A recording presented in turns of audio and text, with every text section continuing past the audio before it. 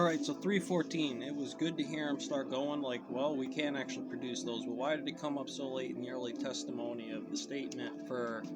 at 314, you're starting to talk about since 1990. We're talking about the incident of Robin Hood and why that's in this testimony that you did in Robin Hood's case of apparently multiple indexes. I'm just putting it together for a few parts of it that aren't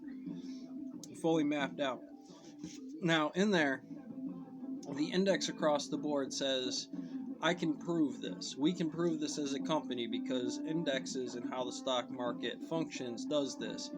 If the correlated actions of us to have a response, there could be a system from Robinhood to say,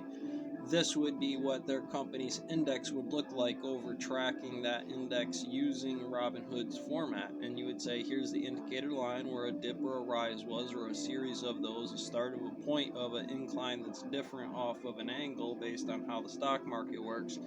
in multiple directions to really say the result of what it is right now in relation to these events is the factoring model that says, as a company, I could say from my position, I had no reason to call Robinhood at all to determine at any point in time in the matrix of which combinations in terms of stockholders' positions, why I would change somebody's decision like Robinhood to shut that down. Because here it's an indicator system of not Robinhood pulling the pin, but if an alternate company, in this case, why any of these names, why wouldn't GameStop, say, that's a system. You could radically argue that the speculative nature or I forget exactly what the term is here, isn't truly satisfied to indicate that way, especially when you bring up something like in your testimony, a long game history, play on my model of I've been around forever, we did it right from the beginning, because right now isn't a matter of that. We have other people in the CEO's position that said they could have made that same decision or in that position from the CEO's chair to not have done that or to have covered this system with much better physics from the opening statement or testimony of how your relationship in this investigation of